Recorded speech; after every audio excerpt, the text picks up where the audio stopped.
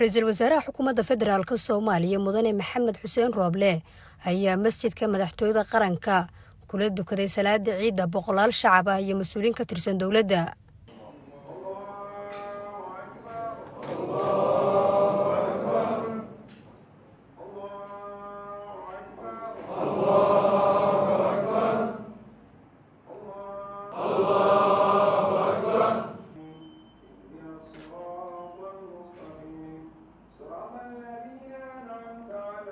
رئيس الوزراء روبله هي شعبك الصومالي ugu baaqay inay iscaawiyaan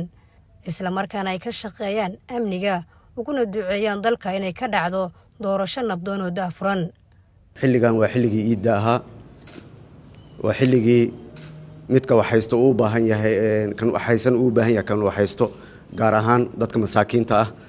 agoonta iyo dadka aad u liita ka warhaya dadka dariskiina ah waad ogtihiin ciidan farxad ma lahan iyo reyn haddii dadka dariskiina ah ama dadka ehelkiina ah aysan awoodin inay wax helaan ama ilmahooda aysan awoodin inay ciideystaan marka waxaa idin leeyahay ku dadaala inaad sadaqada badisataan maanta oo kale oo aad isgacan qabataan haddaad tihiin dad walaalo ah oo Soomaaliyeed waxaan kaloo rabaa halkan inaan idin kaga sheego bishaan barakeysan dad badan ayaa nooga dhintay haddii ahaan leed askar iyo shacabka Soomaaliyeed waxaan Ilaahay uga baryayaa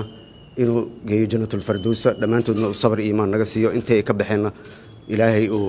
naxariis Ilaahay uu sabr iyo iimaan ka siiyo iyagana naxariis janno Ilaahay inuu siiyo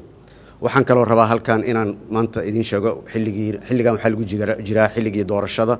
dalka wuxuu u jihaysan yahay doorasho waad ogtihiin xukuumadeedii anigaba mas'uuliyadaas culus inaan qaaday idinka marka waxa idinka baryayaa haddaad tihiin